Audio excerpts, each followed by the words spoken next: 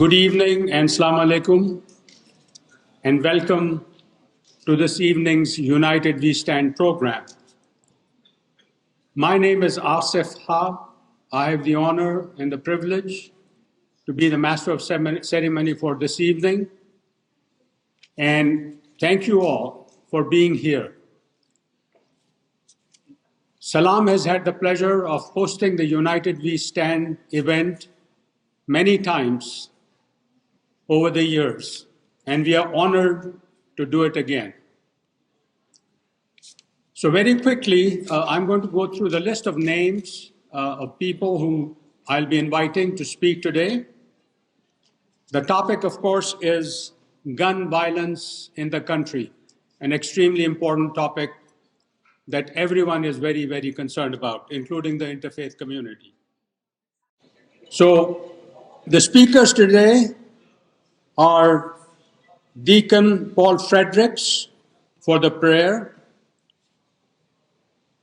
Abdul Kareem, Executive Director of Salam, of the Salam Islamic Center, Bishop John Fish, past President of Interfaith Council of Sacramento. I think everybody in this room knows John Fish.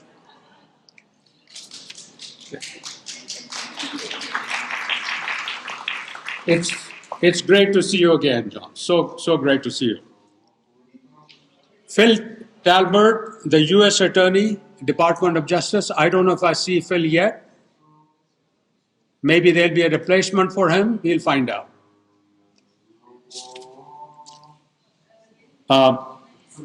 That is the call to prayer that, of course, is done in the mosque, in the Islamic Center, in the other building. We will then have Crosby Brackett, Assistant Special Agent in charge at the FBI, Adam Green, Deputy Chief, Sacramento Police Department, Dexter McNamara, in place of Mark Jensen, who is the president of the Interfaith Council of El Grove, Rabbi Mona Alfi from Bina Israel, and at the end we'll have Sister Hansa Brahma Kumaris. Is she here yet? I didn't see her either. I will represent you. Okay, you will cover for her? Wonderful. You'll have to give me your name to do that later on. Okay. So again, thank you very much. And I now have the pleasure of inviting Serene Irby, President of the Interfaith Council of Sacramento.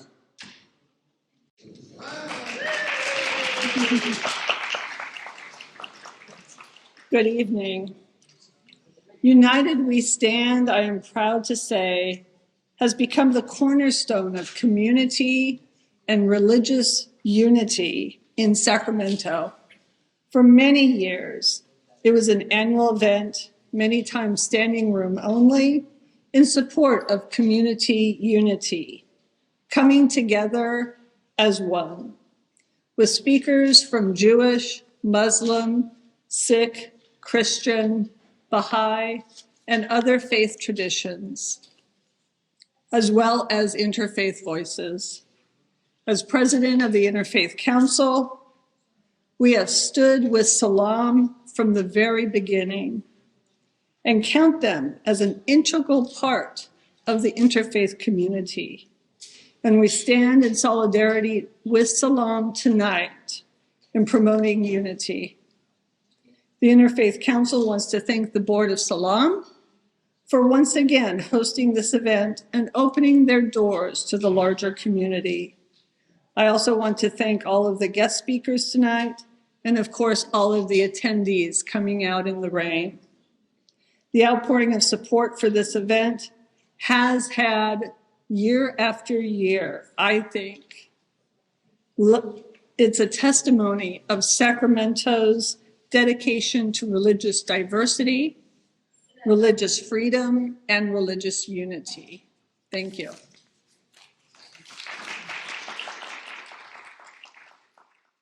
I would now like to invite Deacon Paul Fredericks for the prayer. Thank you. Merciful Father of all, we come here to the Salam Center for this interfaith event, united and gathered in your name. Remain with us during this evening of prayer, discussion, and discernment, pouring forth your grace to mold our hearts and minds. Give us light and strength to know your will, to make it our own and live it through our respective faith traditions. Guide us by your infinite wisdom to share our thoughts and concerns in creating a tolerant, understanding, and unified community. Enable us to desire fair justice, promote equal rights, and not be misled by hatred, ignorance, or fear. Bond us through your unconditional love and keep us faithful to all that is true.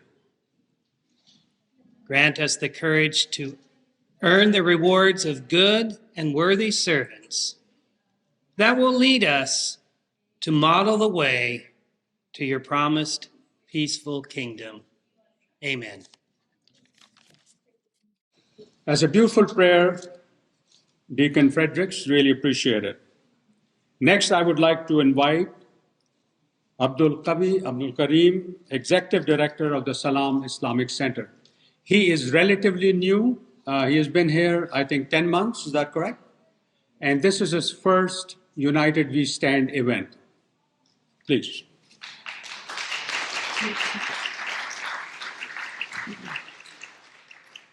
Good evening, everyone. Peace and blessings be upon you. My name is Abdul Kareem. I'm the Executive Director here at Salam Center. First and foremost, praise be to God for this gathering. It's a pleasure to be with all of you here today, amongst faith leaders, friends, community leaders, neighbors, really speaking out against this tragedy within our community that is gun violence. Again, as Brother Asif mentioned, I'm new to Salam. I've been here about 10 months now. But Salam is not new to the community. Salam just celebrated its 35th year anniversary this year. And in that, celebrating also its interfaith work throughout this community for the past several decades. So while I am coming into this community newly, I am coming in with a strong framework and groundwork being laid ahead of this community by brothers like Brother Asif, by brothers like Brother Akram, like Dr. Matwali Ammar, who have been spending years engaging with you, interfaith community here in Sacramento. So I'm happy to step into this role and really continue this work, this really important work, in coming together as a community to really speak out against atrocities that happen in faith communities all around the world, and particularly here in our hometown of Sacramento and around the country. It is important that whenever we see attacks, whenever we see assaults against our collective spiritual identities, that we speak out in a united voice. So I'm happy to share in this chorus of speaking out against this violence, but also in joining together to show that there is a unity here within our community, and that we fight for that unity, that we stand together in that space in order to support all of our fellow believers, all of our neighbors, all of our friends and community members, and struggling for a better life for our children and a better life for ourselves. So on behalf of the Salam community, I want to welcome you to Salam. Thank you for being here. And I look forward to working with you in the years to come. Thank you so much. I would now like to invite Bishop John Fish, past president of the Interfaith Council in Sacramento. John? I'm a little older than I was 27 years ago when I got started. And I'm happy to see so many old friends. That's it.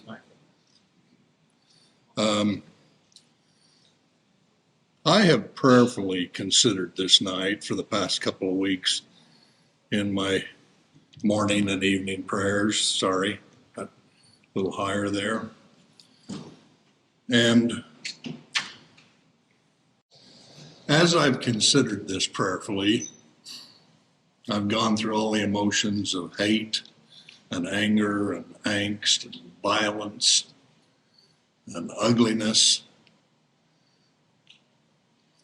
And that doesn't fit the people in this room at all.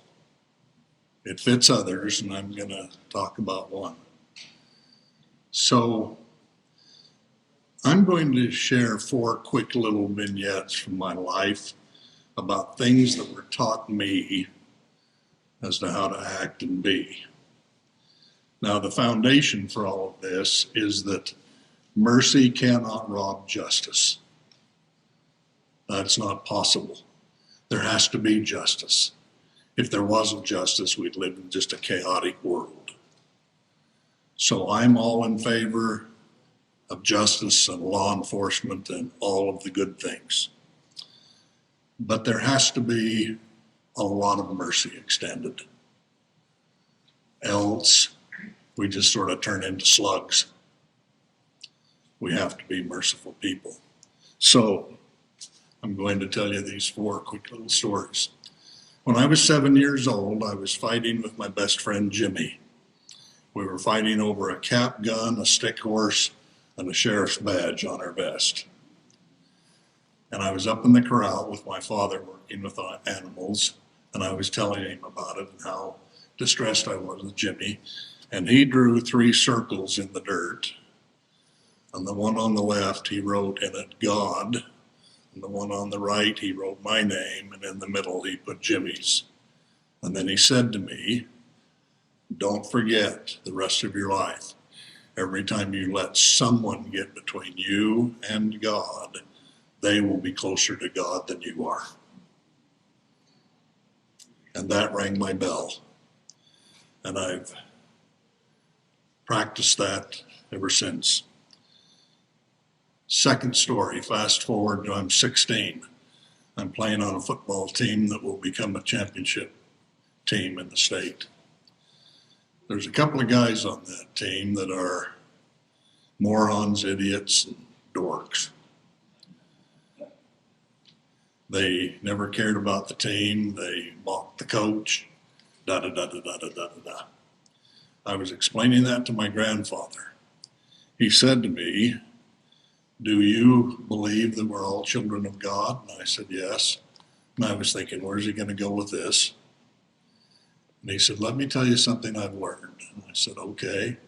He said, in the sight of God, the worst person you've ever known is better than the best dog you've ever had. And I said, what? We had 2 dogs. One was a house dog, one was a farm dog. They were wonderful animals. They were true and faithful and loving.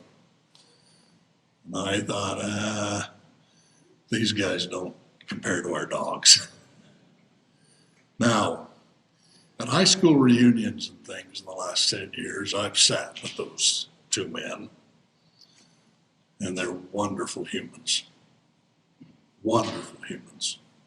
They've left the world a better place. Now, I know I've had a couple of really good dogs in my lifetime, and I've known a couple of really bad people in my life. But don't forget, the worst person you ever knew in the sight of God is better than the best dog you've ever had. Third story, fast forward another 4 or 5 years. I'm in boot camp. We've been told that we're going to be trained to survive in the jungles in Southeast Asia. And we've been told that they'll train us so that if we're captured, we'll be able to stay alive. So we're motivated day and night with a lot of strong emotions. At the firing range one day, I don't know if you've been to those, but there's these long mesh lines, and down there 40 yards, a 2-foot square target. You have a table sitting here with weapons on it, and there's a guy over there and a guy over there, and it goes all the way down. So we've already been through the experience of lock and load and what you're going to do. We had an M16 and we had a .45 caliber handgun. The M16 had a clip with 30 rounds in it. The pistol held 8 rounds, the clip in the handle. So the guy calls out, ready on the right, ready on the left, ready on the firing range. Everybody says, ready, commence firing. Well, the M16s just went brrrr, and then they were pretty empty. You sat them down, you picked up the handgun, and it's bang, bang, bang. In a minute, the targets come forward on the string. Mine had a pretty good display in it, and I had been around guns since a boy with a BB gun. The guy to my left was born and raised in East St. Louis. He had had real guns in his hands since he was 3 or 4 or 5 years old. The guy over here was from Lake Charles, Louisiana. He had never held a weapon until he got to that table that day. When the targets came forward, mine had a pretty good set in it. His had a pretty good set in it. His had 2 marks in it on the edge. So that told me instantly it had terrified him, and most of his rounds had gone in the dirt hill behind. So, we're going firing range each day, and da-da-da-da-da. Everybody got a little better. 7 weeks boot camp ended. We go home for a week to see our families before we're assigned to technical training. All 3 of us were headed to a military installation outside of Denver, Colorado. When we got to Denver a week later, he was missing. He was there. Where is he? He'd gone home to Lake Charles, Louisiana on leave, found his girlfriend with another boy, had gotten a gun and shot and killed them both. And I was stunned by that. Stunned. Because I'd seen him 7 weeks earlier, having never even held a weapon in his hand, ever. So, that left me feeling uneasy, sick to my stomach. I pondered his girlfriend's family, the other boy's family, his own family, what his mother and father would be feeling. And I couldn't see that anything good ever came out of that. Anything. And I said to myself in those early days in tech school, that won't ever happen to me. Last story. 2 years ago, I drove my best friend in college for 50 years down to the county jail to turn himself in. He had been convicted of a serious and ugly crime. His wife and his children, his grandchildren, his friends, his neighbors had said they wanted nothing more to do with him. So I spent an hour or 2 down in Sacramento while they checked him in. I visited him there each week for several weeks, and they moved him down to the facility outside Elk Grove there. I drove down each week to see him. Now, he's a serious criminal. He's a serious criminal. What he did is ugly, awful, and terrible. So he's now down in San Quentin. Thanksgiving morning, I drove down to see him. I don't know if you've ever been to San Quentin, but they check you in, walk you down to the old red cell block. And you go through those old sliding, gate doors that go real slow. And you take a seat at a million other little tables and chairs. They reach out to him somehow, and in a few minutes he shows up. Now, brothers and sisters, I sat there for a couple hours, knee to knee, toe to toe, with my closest, dearest friend in college. If you'd have told me in college that I'd be seeing him 50 years later in San Quentin, you could have knocked me over with a feather. I can't even tell you where he's at mentally. All I can think is I've got to extend him love and mercy. He's being punished, and he should be. And he'll be there 10 more years, and he should be. He's old enough that he might die in prison. And if he does, so be it. But my role now is to love him and to extend to him understanding. He said to me on Thanksgiving, he had a cold, "If I die, who will come and get me?" I said, "I got you." "Well, in 10 years, if I get out, who will come and get me?" I said, "I got you, if I'm still alive." "Where will I go?" "Well, let's get to 9 years down the road and start to talk about it." So, good people do bad things. Bad people do bad things. I wish I could wave a magic wand and shootings would go away. We're kind of numb to it now, aren't we? Seems like every day somebody's shooting somewhere. I wish I could make that go away. And I wish, I was reading a thing last night about tribes, all of the different tribes on the earth, all of the different killings and massacres and slaughters, and all based on hate. I wish I could make that go away. What I can do is extend love and mercy. And I have a prayer in my heart, my mind, that we can all do that on this day and always. Amen.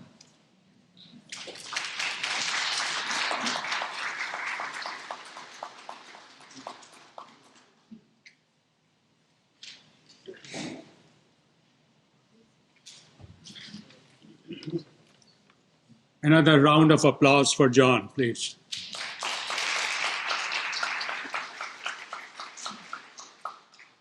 You all heard him. His magic continues. And his words are always illuminating. Ever since I've known him, and you have known him much longer than I have, he gives wonderful speeches that touch our heart. Thank you again. And I pray that we continue to see him for a long, long time in good health. Before I invite the next speaker, I do want to point out to the artwork on both sides of me here. This was done by, and I think many of you are probably seeing it for the first time. This was prepared by an artist within the Salam Islamic Center, Amjad Malik, and he prepared that. And again, this is the 7 verses on this side from the first chapter of the Quran, of course, the translation itself. And here are some more verses from another chapter of the Quran and the translation as well. So this is something that I think he set up last year, and I think maybe part of it even early this year. So I just want to recognize him and let you know what they represent. And of course, what you see on top here, these are the names of God in Arabic, and of course the translation in English. So that also has been added on very recently. Next, I'd like to invite Crosby Brackett, Assistant Special Agent in Charge, FBI.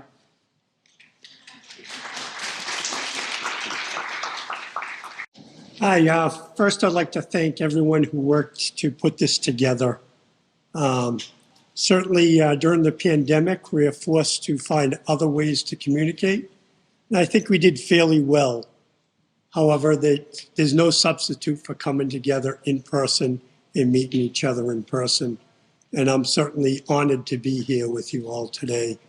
For those of you who don't know me, I've been here in Sacramento for about a year now. I have an assistant. That's great. Future FBI agent?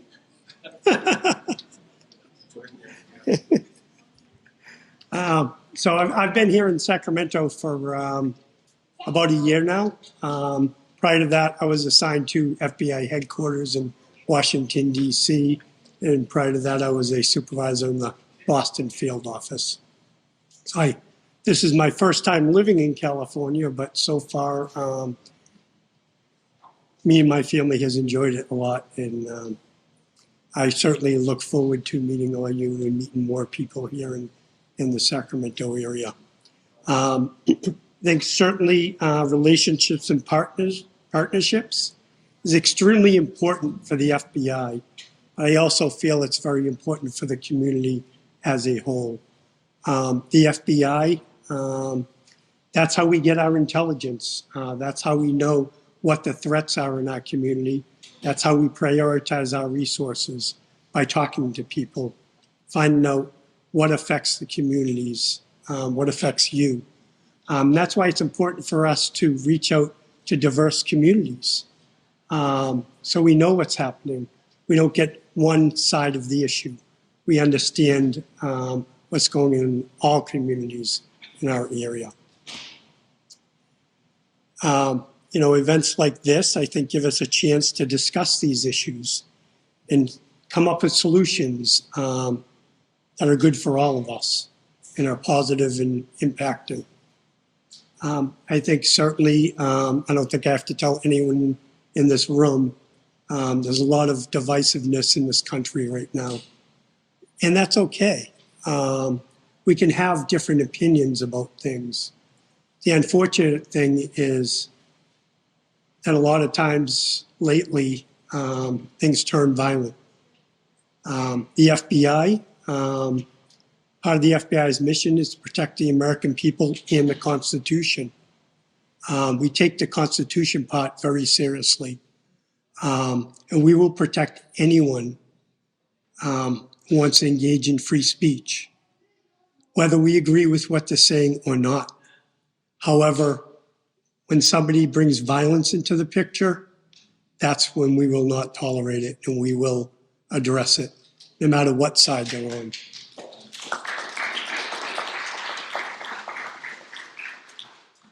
We certainly need your help to do that. And one of the ways, and when I say the FBI, I talk about the FBI, but what I really mean is we work almost everything with our local and state partners. We have a number of task forces, particularly for violent crime task forces, joint terrorism task forces, safe streets task forces, and transnational organized crime task forces. And our local and state partners participate in all those task forces, as do other federal agencies. So a lot of the crimes the FBI investigates is worked jointly with those partners. And even some of the departments that aren't members of our task forces, we often work joint cases with them also.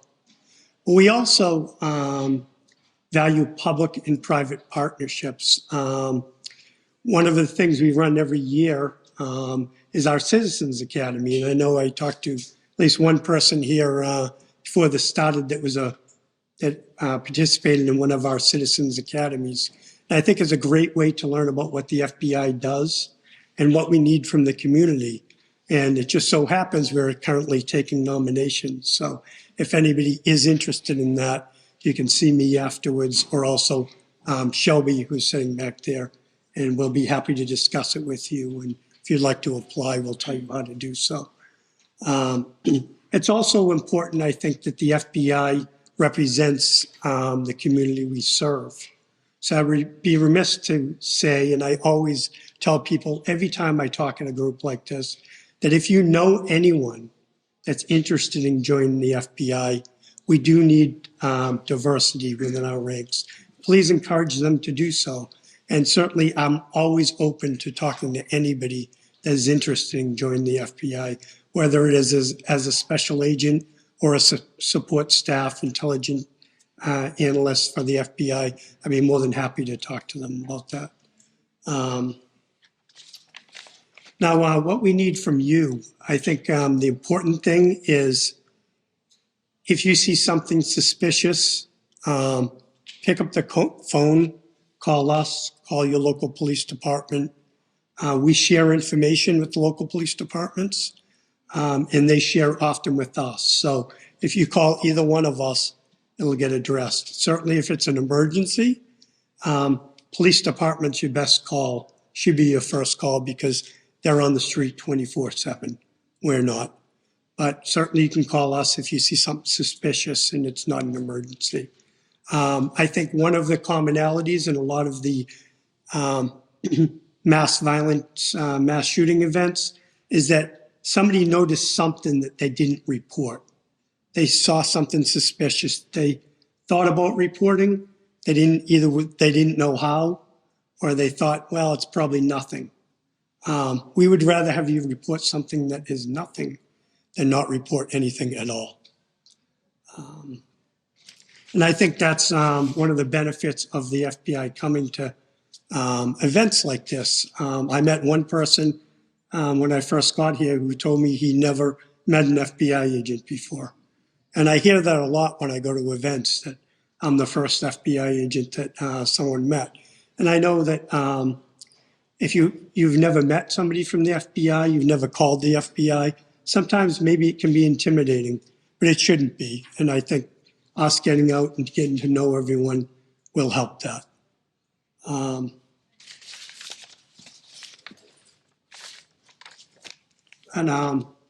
That's, I really look forward to participating in more meetings with you all. And anything you need, please give us a call. Thank you.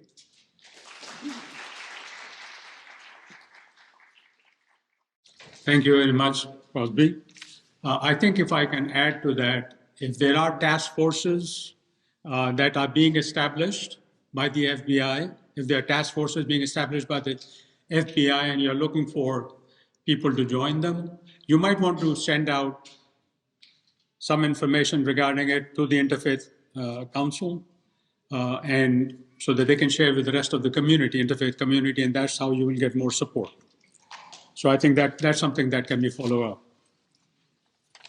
Another thing I forgot to mention earlier is that Channel 3 was here. I think they were here for part of the program as well. They're left now. We thank them for being here and covering the event. And I'm remiss in not recognizing the effort of Akram Cable in putting this together. Let's give him a hand.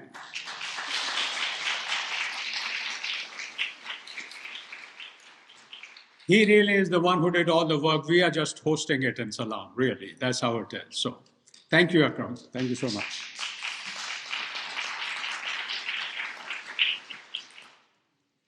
Next, I'd like to invite Adam Green, Deputy Chief, Sacramento Police Department. Thank you.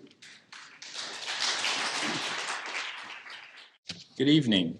I usually don't have a microphone. I'm very loud normally, so I'm going to try not to yell or keep my voice down so I don't blow everybody's ears out.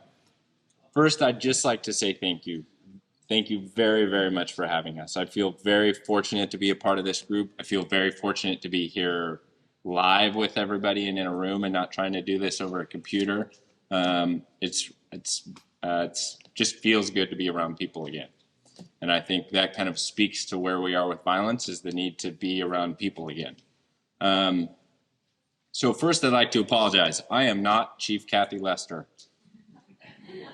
I'm not as pretty, I'm not as smart, I'm not as eloquent, but I'm going to do my best to make up for the fact that I'm not her tonight. She is very sorry that she couldn't be here. Being the superstar that she is often triple booked. So sometimes people get her less awesome stand-ins, and tonight I am your less awesome stand-in for the police department. So I'd like to touch first and just thank Bishop John for his sharing a little bit of his personal stories in his life. I think that those personal connections really help us kind of make connections to things we're experiencing. There was one part of his story that I didn't connect with. He talked about his dogs and having good dogs. I've never in my life had a good dog. My wife and I are like a home for bad dogs. And don't get me wrong, we love them with all our hearts, but I have never in my life had a good dog. So I had a hard time relating to that story, having nothing but terrible, terrible dogs in my life. So I was asked to talk about two things tonight, kind of how we got to where we are with violence in our community, and then also what can we do, what are we doing, those sorts of things. So I'll try and be very brief so I don't take up too much time tonight, but to speak a little bit about how we got to where we are. And I think that the experiences over the last 4 years with the pandemic played a big role in where we are today. We saw a huge change in our culture, in our community, in our world, and it had some really unanticipated consequences, I think. There were a lot of social factors that, as a result of COVID, that I think had a dramatic impact on just our humanity, our culture, how we interact, and some of the services and social factors that are out there that kind of support our communities. So one of the things we saw is we saw everything shut down. We saw schools shut down, employment shut down, and we saw interactions change.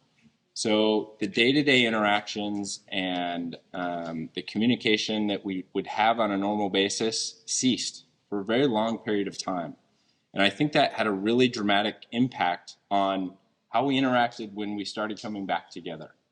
I have a 13-year-old daughter, and she was in 6th and 7th grade during the time of the pandemic. And we could see the change kind of manifest that we're seeing in the larger community in the schools when they went back to school. We would get these notes from the schools like reminding us as parents to talk to our kids about how to be good humans again, because we kind of went crazy for a couple of years. And I saw it in my daughter. She didn't have the normal interactions and development that an 11 and 12-year-old would have, interacting with her peers, learning all the social aspects of being a kid and how to interact. And we saw some of those same challenges play out in adults as well. Adults weren't interacting the same. And a lot of people lost their jobs, which was having a significant impact on how people, their well-being at home and in their communities. And so as a result of all those factors, we had this really unprecedented impact on how people interact. And I think it led to some violence in our community. I think that was a major contributing factor to where we are today. The other thing we saw during the pandemic is people buying a lot of firearms. So we had this huge increase in firearm purchase. And then we also saw an increase in this thing that some people had never heard of before that was kind of back there that you probably have heard of as ghost guns, but also known as personally manufactured firearms.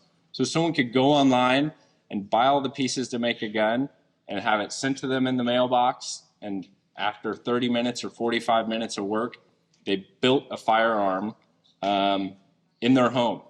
And some of the people buying those firearms were people who are not supposed to legally have firearms. And so that influx of firearms into our communities had a dramatic impact on violence as well. The other thing that changed during the pandemic was our justice system. There was a huge impact on our justice system as a result of COVID. We saw courts shut down. We saw jails not able to take certain people. And so we had a change in accountability as well, because people who might have gone to jail weren't going to jail. People who were in jail for crimes were being released from jail. And people who were pending potential judicial processes for violent crimes were not going and entering the justice system because all that stuff got put on hold. And so all these impacts, I think, really had a dramatic impact on, or all these factors had a dramatic impact on where we are today. So when we think about what we're doing, I represent just kind of one, our chief likes to say, and I'll use one of her quotes, we are one leg of a kind of a three-legged stool in the justice system. You have your enforcement component, your justice system, and your custodial, your prisons, your jail system. And so we are one aspect of that. And I'll talk a little bit about what we're doing. So we have in our city seen a dramatic rise in violent crime and a rise through 2020 and 2021, particularly in gun crime. I can say something we've seen recently is we're seeing our gun crime starting to decline. We're still seeing rises in violent crimes such as rape and robbery and aggravated assault.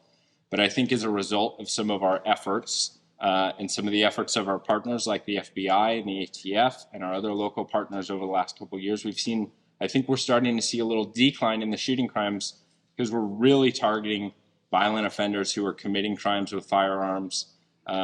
We are very focused on getting unlawful firearms off of the streets, or firearms that could potentially be, taken in a burglary. You've probably seen around our community some of the opportunities to surrender a firearm to the police department. I think all those things are having an impact on where we are today, and that's why we're seeing some of those numbers decline. So we've kind of taken a focused approach in those efforts to take firearms off the street, to identify those most likely to commit violent or gun-related crimes in our community. And our efforts to address that particular group of people have been kind of twofold. There's the enforcement component.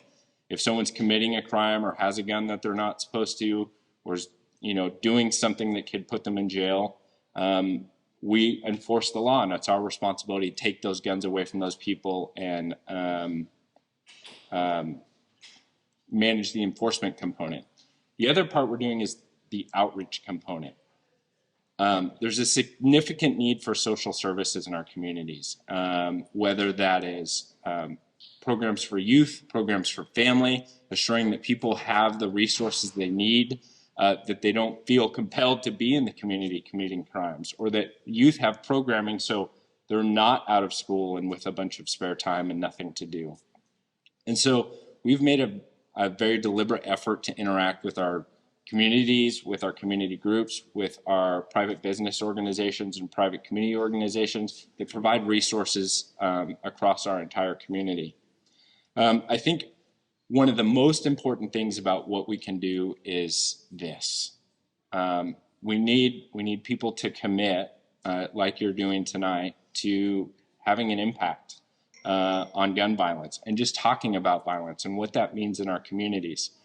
I think another aspect of violence that often sometimes gets overlooked is domestic violence. And the thing about domestic violence is that it is prevalent across all of our communities. It's not unique to a neighborhood or a social group or an ethnic group. It spans our entire communities. And so when we talk about things that we can do proactively to address violence in our communities, one of those things is being the eyes and ears, like Crosby said, for those types of violence, because it is happening in your community. And it's something we can all be attentive to. And sadly, many of you are probably very well aware of the shooting we had at a church earlier this year in Sacramento County that was the result of domestic violence. And so being the eyes and the ears for a community, being a support system for a victim of domestic violence, those are all things that you can do as a group of people organized against violence to support violence, to prevent violence, and to, I'm sorry, not support violence, but support victims of violence. Those are all things that you can do.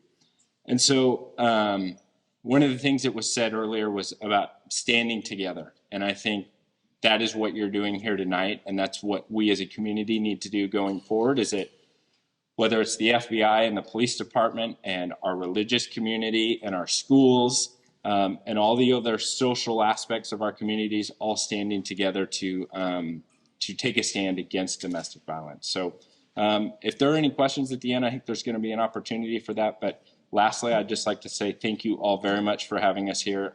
We are honored to be included in this with such a diverse group of people. And food also helps. Like that is, there's nothing like rallying for whatever the cause around food. So thank you all very, very much.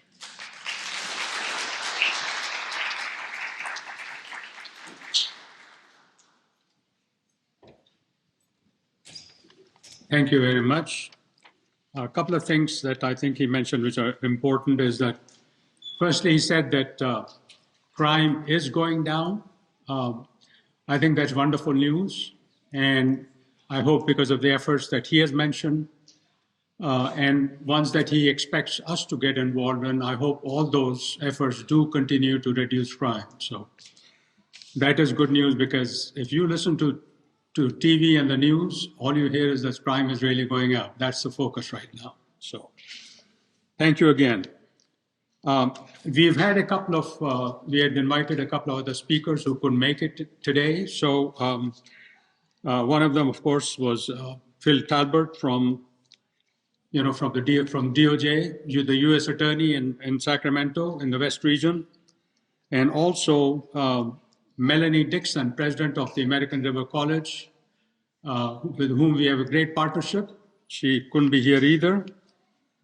But next, I'd like to invite Dexter McNamara to represent the Interfaith Council of Elk Grove. Thank you.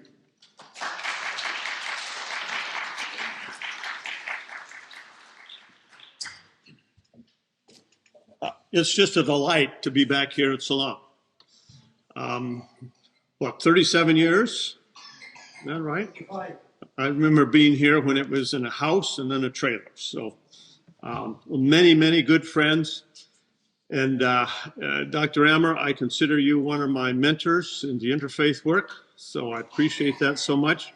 Akram, it's been a delight having known you for many years, and then in the last couple of years, putting together our fledgling Interfaith Council in Elk Grove. Elk Grove is a very, very diverse community. I think one of the 7 most diverse cities in the nation. But of course, diversity doesn't mean, integration, doesn't mean getting together. But so I'm just really pleased to be here again on this very special night. Programs are really important like this and working together. But I just also want to say I shouldn't be speaking up here. Mark Jansen was to be the speaker. He's the president of our council there.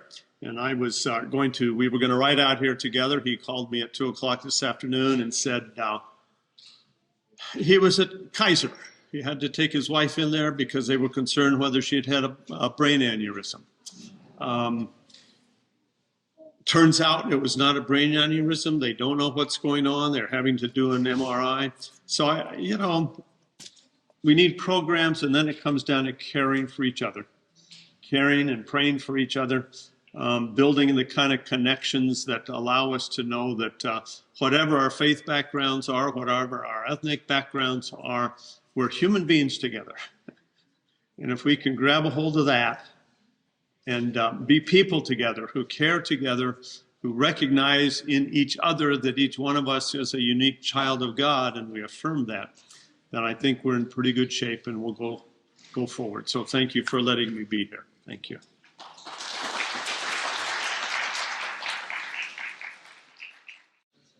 Thank you very much, Dexter, for coming up and covering for the Interfaith Council of Elk Grove. We really appreciate it.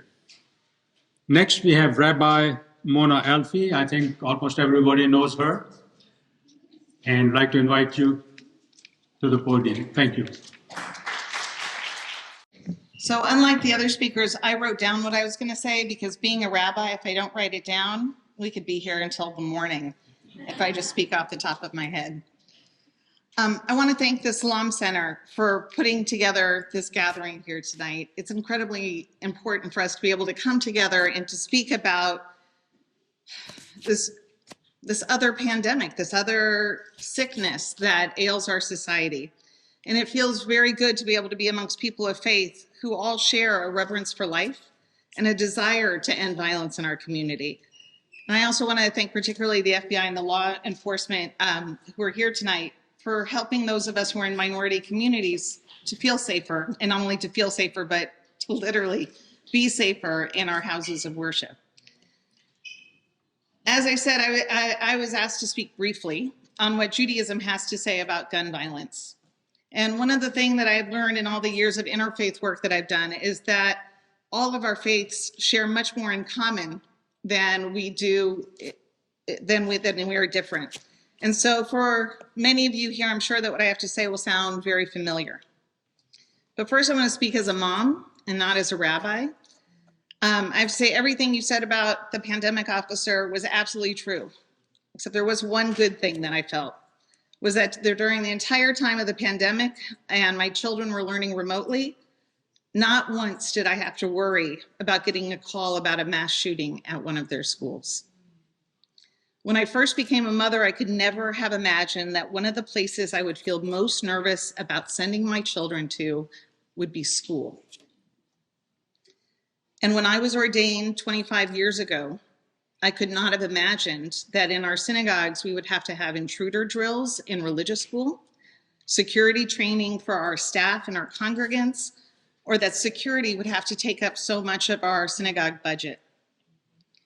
In recent years, as hate crimes, particularly anti-Semitic and anti-Islamic hate crimes, have been on the rise, gun violence has become an increasingly serious concern. White supremacists and white Christian nationalists are a real threat to minority communities. So sadly, not only do Jews and Muslims share our values, but we also share our fears and concerns about our sense of safety when we're in our houses of worship. In Genesis chapter 1, verse 27, it's written, "And God created Adam in God's own image. In the image of God, the human was created." The ancient rabbis ask, why is it taught in the book of Genesis that all of humanity comes from a single person? Isn't it true, they say, that the Holy One could have created the whole of humanity all at once?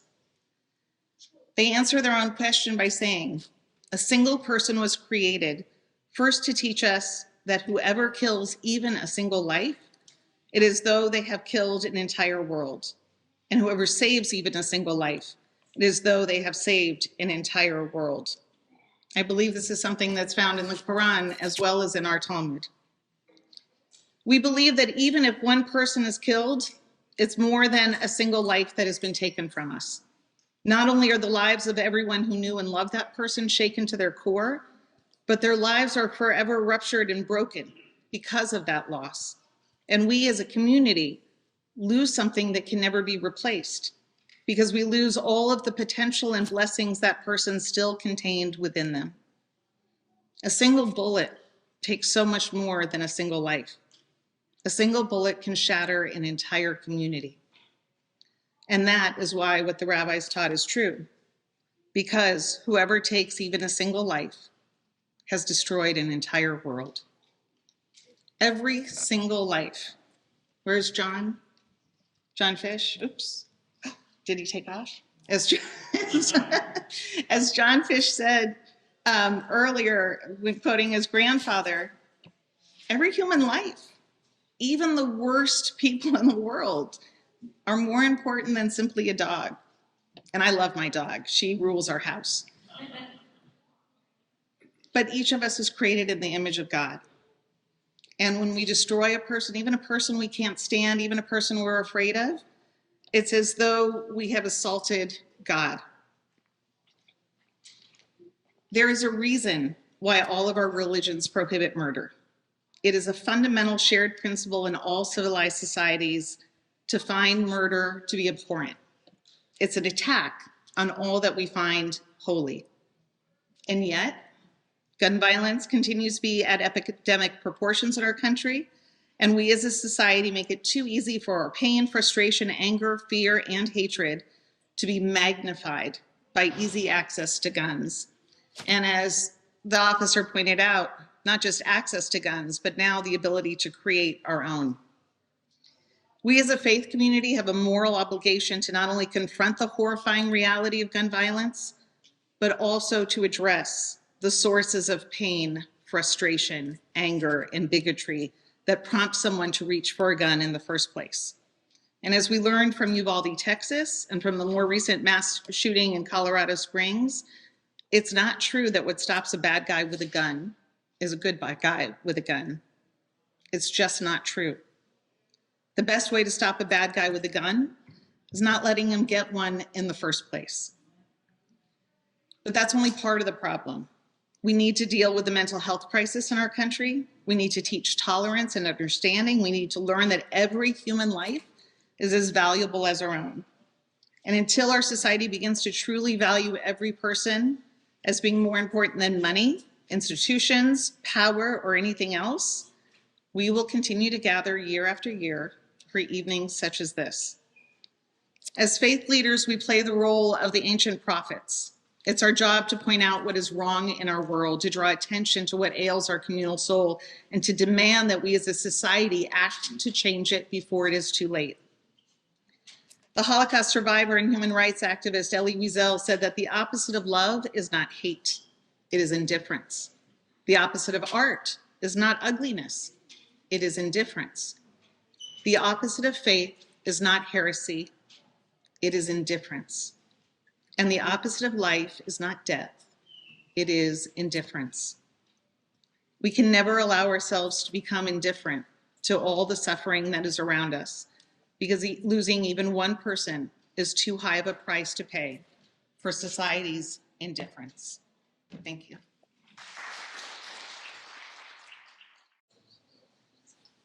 Om Shanti and greetings on behalf of Sister Hansa. And I know many of you know her, and she has just returned from India.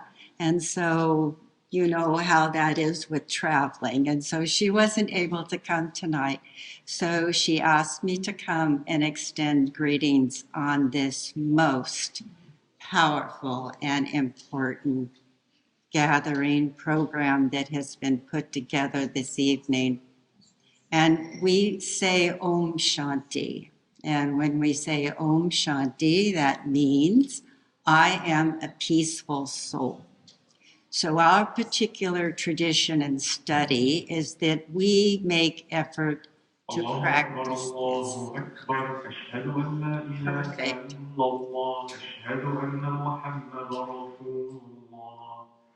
حي على الصلاة حي على الفلاح صدق.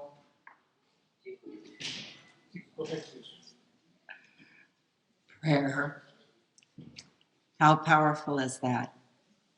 So, is it the gun, or is it the consciousness behind the gun that pulls the trigger? So, one of our aspects of interfaith is something very beautiful. And I'm asked often this question of how does interfaith work? How do you all come together of different faiths and still show up? It's because we stay focused on what we have in common. And I think that's how we have lost our focus. We keep focusing on what is different. We're all fathers, we're mothers, we're aunts, we're uncles, we're sisters, we're brothers. We all want peace in our life. We all want joy in our life. We all want love. What do we have in common? This is the golden thread that binds us all. And I had gone to Interfaith, was asked to attend a Scientology gathering not too long ago. And the reverend that invited us and made the phone call, she said to me, she says, I think it's time we put our differences aside and focused on what we have in common. And so you saw some of the children around here this evening. And when we have all had the opportunity to hold a little baby in your arms, what do you feel? You feel the innocence of that child. You feel the love of that child. And I think that is what we have forgotten. Fear is learned. Hate is learned. Prejudice is learned. And that innocence is what we have forgotten. And I know everyone gathered here tonight has that, and that's why you're here, is because you remember what we have in common and how we're not different. And so, on behalf of the Rama Kumaris and behalf of Sister Hansa, I say thank you all so much for the opportunity to speak to you this evening on this most important issue of shifting our consciousness, the consciousness behind the gun, the one that really pulls the trigger. Om Shanti, and thank you for this opportunity.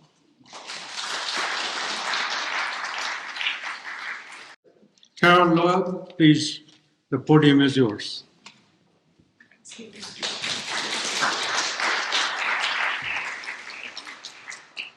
Do I need to adjust this, or can you hear me at all?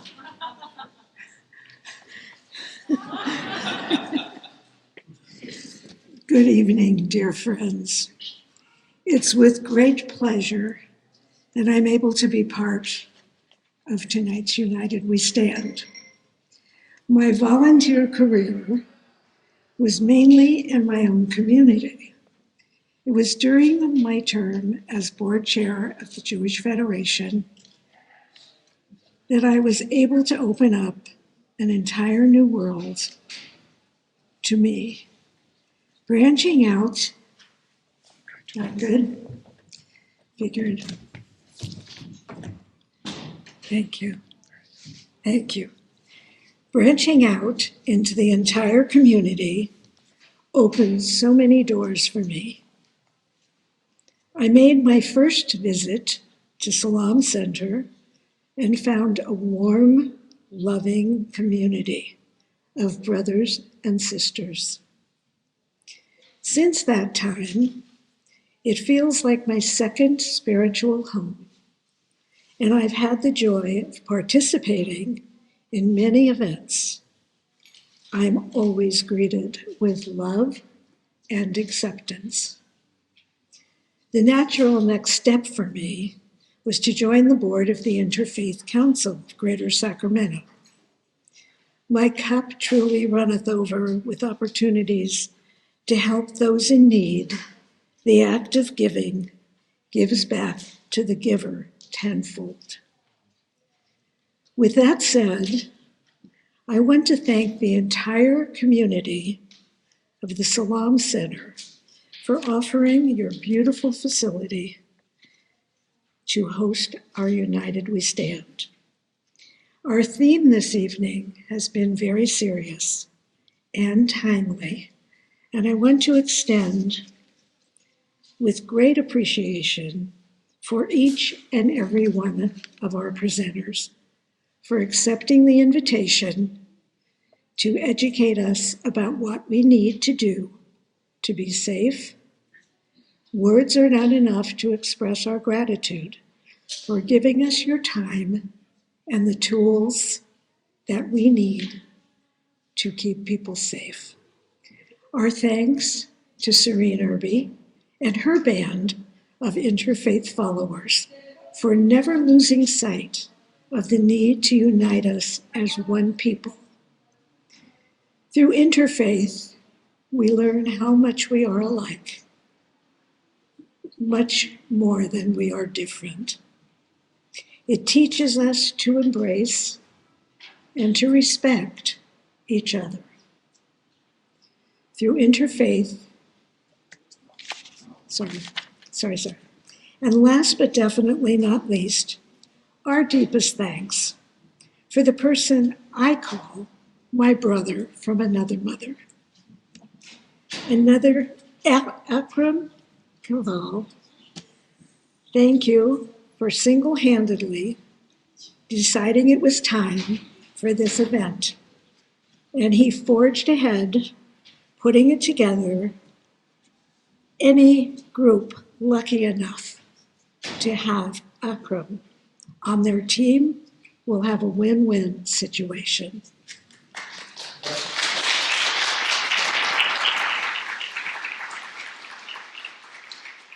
I want to thank each and every one of you for being with us this evening. I'd love it to be a weekend. Let's plan one. Anyway, we look forward to having you join us again next year. And good evening.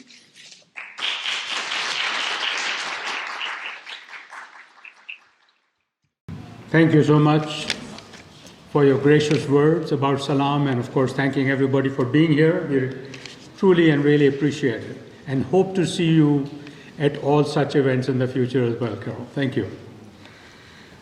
Next, what we are going to do, because we have some time left here, we have about 15 minutes or more, and I think Akram has already talked to two of the law enforcement officers here. We have an opportunity to ask them questions about gun violence and, of course, what they are doing about it, and perhaps what we could do to help in that area as well. So I'd like to invite Prosper Brackett and Adam Green to the front. And again,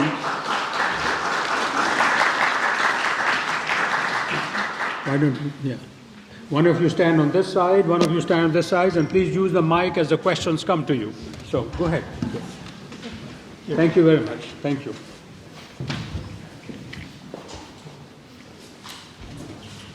First question. Yes. You know, I listened to both of you, and you seem to suggest that gun is the reason for the increase in violence. I happen to believe that scapegoating the issue. Did you hear what I said? What's the issue? I happen to believe we are scapegoating the issue.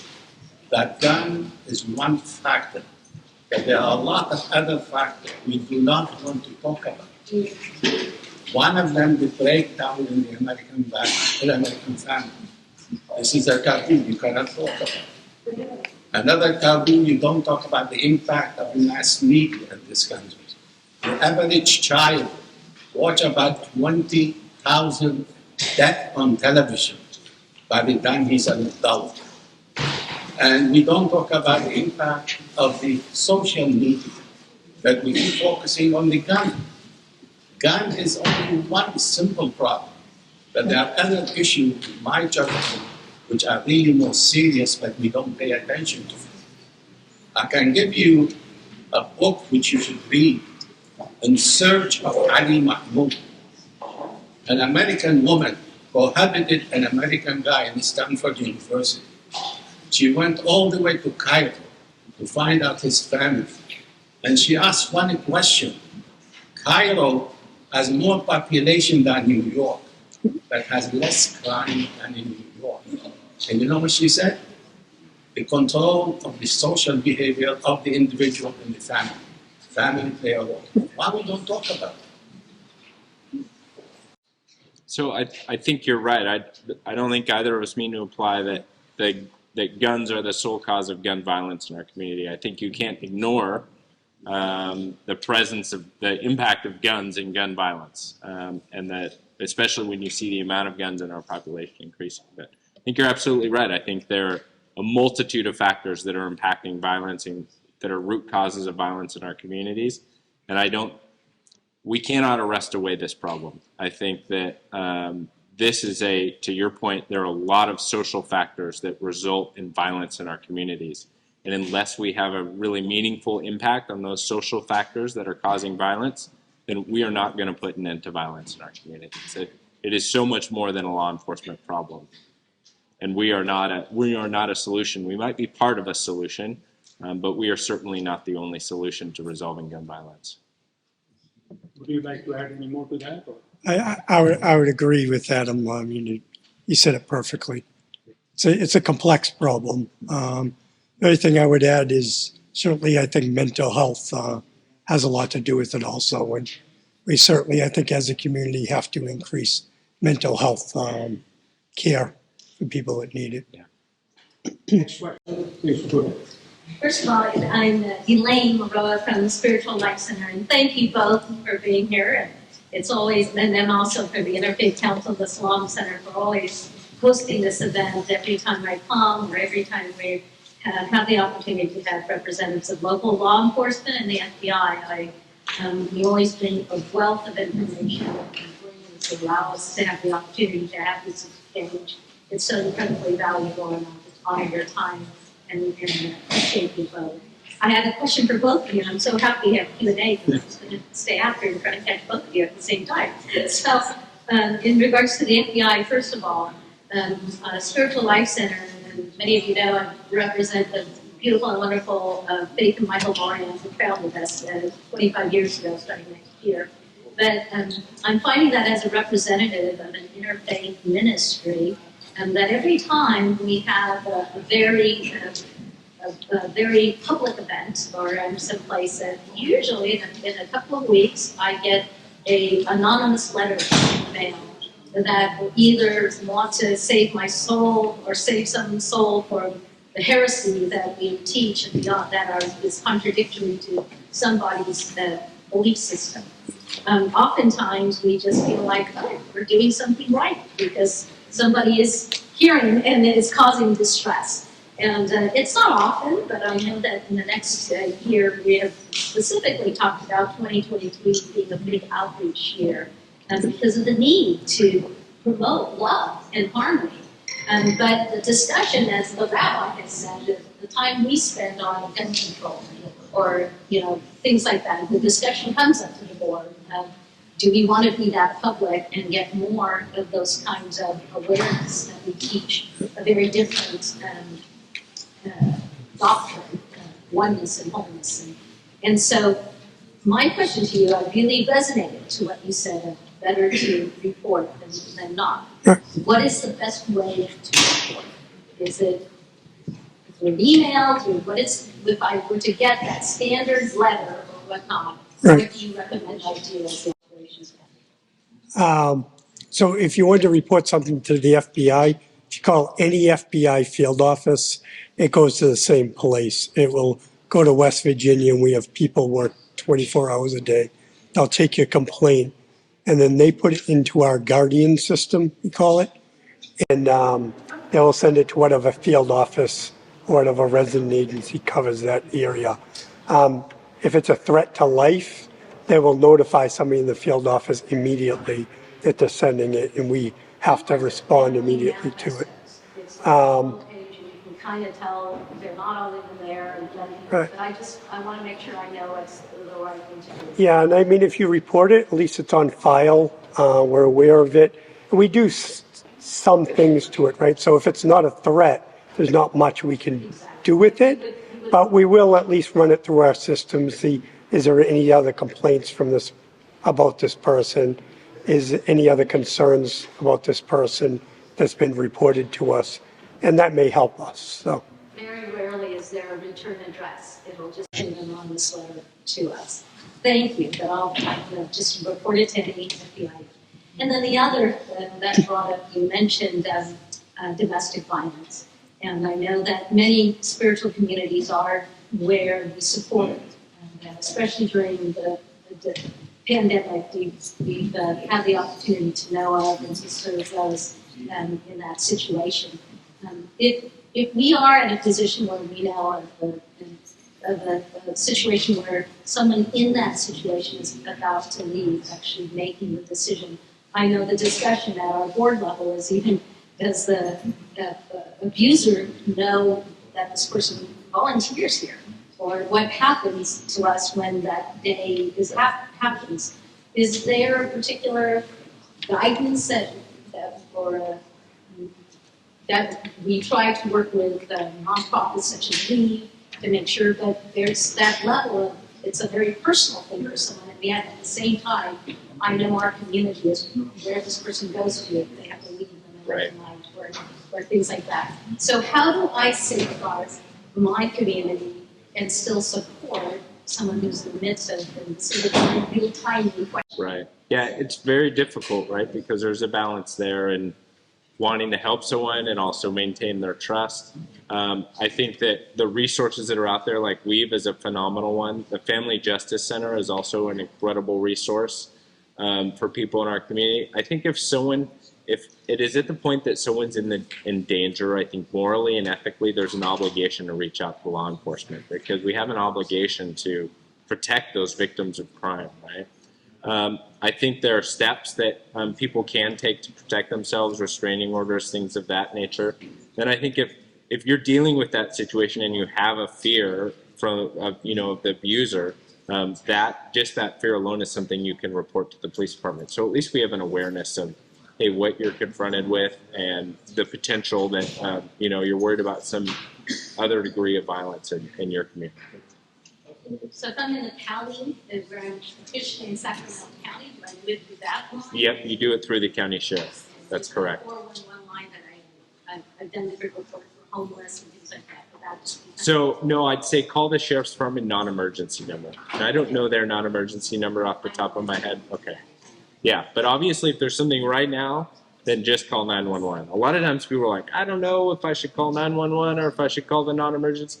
If you're kind of on the fence, just call 911. Because if it's not an emergency and they've got an emergency, they'll just put you on hold while they handle the emergency and come back to you. But if you're not sure, just call 911. So for me, it's the county center. Yep.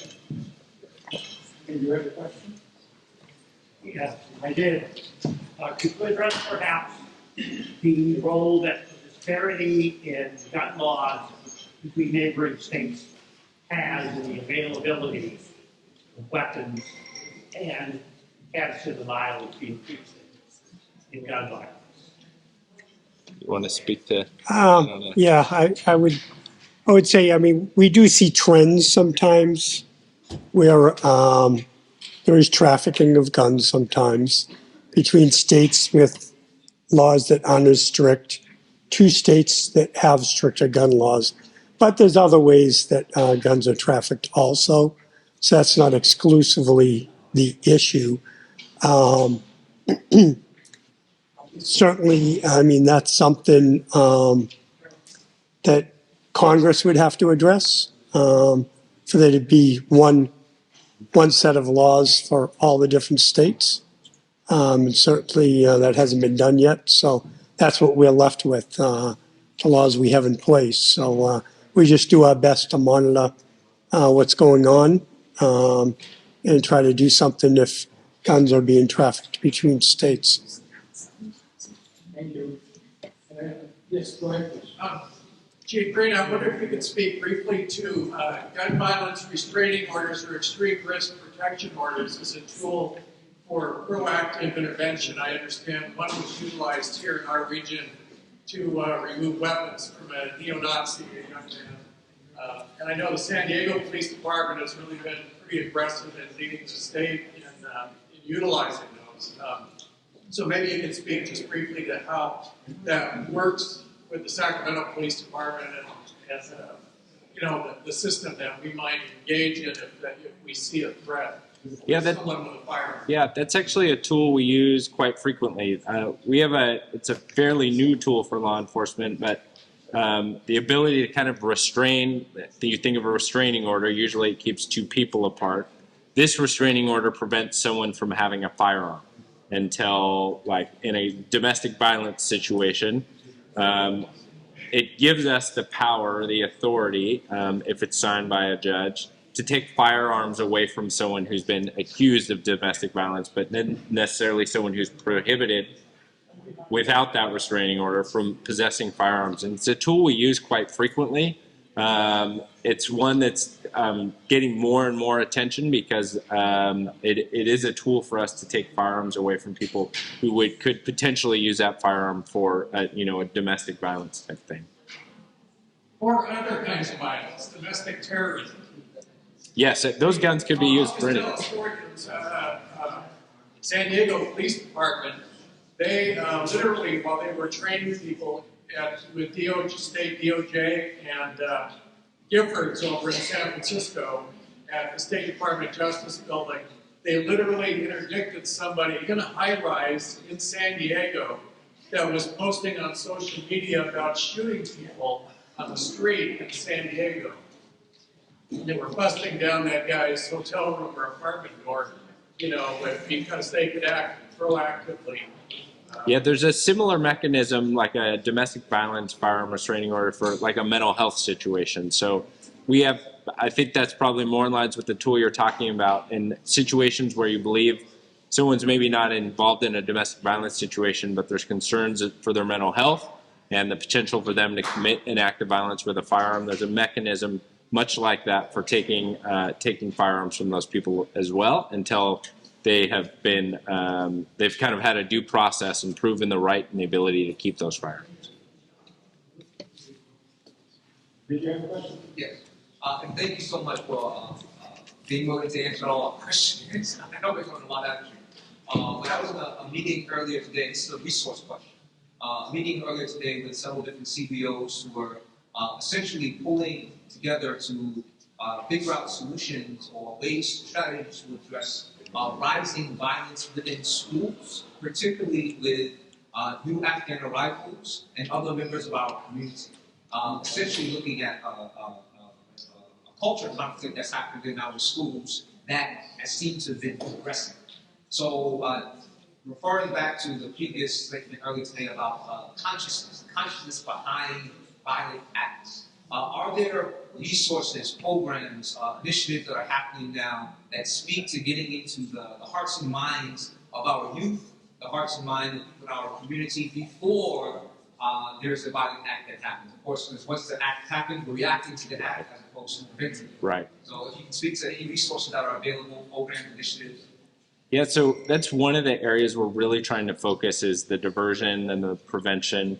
One of the things the city of Sacramento does is they provide grants to violence prevention organizations, and a lot of those are very much focused on youth. For an example, one of the things we do is when we see, events that we're aware of or things that pop up on social media that are going to be, at Delta Shores Mall or at Arden Fair Mall or a particular mall, we'll call our partners and our CBOs that are involved in youth violence prevention and diversion, and they'll go out and be ambassadors to do exactly what you're talking about, prevent the violence before it occurs. A lot of the different school districts in our region also have a host of other programs, whether there's a program called Pro Youth that is really involved in a lot of the schools here. I can't, off the top of my head, I'm forgetting some of the school programs, but a lot of the school districts also engage a lot of the regional CBOs and some of the other programs on violence. And I think across the country, and I can speak during when all the kids came back to school from COVID, we saw the same, I think it was this social aspect, right? We got weird. I don't know how else to say it. We got weird. We weren't comfortable interacting with people. Kids were the same way, and we were seeing it manifest itself in the schools. And we were dealing with all sorts of problems on the school grounds. At the Sacramento Police Department, I know it's true for the Sheriff's Department also, we work very closely with our school districts. At some of our schools, like Natoma School Districts, we have an SRO program where we have school resource officers who are on school campuses, and largely really what they are, they're kind of ambassadors. It's really, it's one of our better, and I have a lot of pride in our school resource officer programs. I think it's one of our best community engagement programs that we have, because it's an opportunity for police officers to engage with schools and kind of in their work, not in ours, which is where we want to intersect with kids when they're in their environment.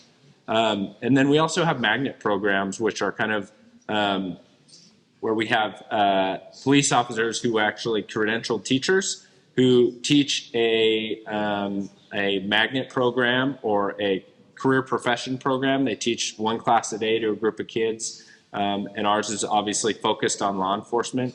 And so one of their classes during the week is a law enforcement program. It's kind of like an ROTC program that you might see. And those programs are really valuable too. We have at every campus that we have a magnet program, we have a higher graduation rate amongst our magnet children than we do with the general population on those campuses. So there are a lot of programs out there. We do things, the schools engage in stuff, and then there are a lot of CBOs out there that are really focused on youth, because that is really, we would rather get to children before they're in a world where they're committing violence, and lead them away from that path. Okay, well, thank you very much for that.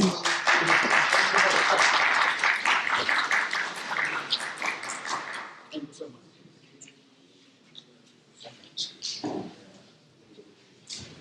So I'd like to mention just a couple of things. I think the speakers, we wish you can stay for a few more minutes. They won't take a few pictures of the speakers together, and others if you'd like to join. The other thing I think is, I think what's really important, and I hope this is the takeaway from here, is what can be done at the local level. What can be done at the grassroots, at our level, interfaith organizations, working with law enforcement about this. So, there are issues that are huge on a national scale, state scale and all that. Perhaps we can't do too much about that. I hope things do change. But I think it's important to focus on the local attempts to lower gun violence in California, let's say, and Sacramento, and the county of Sacramento, etc. So I think I would request again the FBI and police department to perhaps, if there's something very specific that the members of the Interfaith Council can work on together and be a part of, please share that with us, and we'll go from there. Do you agree with that, Akram? Yeah. Thank you.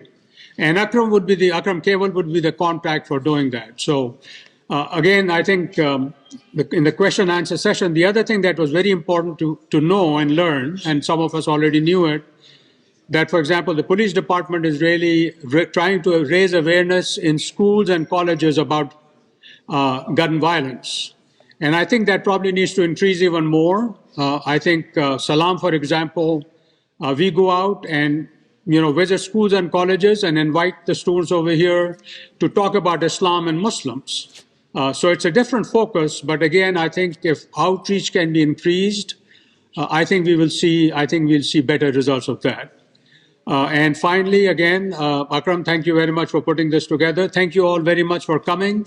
It is truly an honor and pleasure for Salam to do this. Thank you again.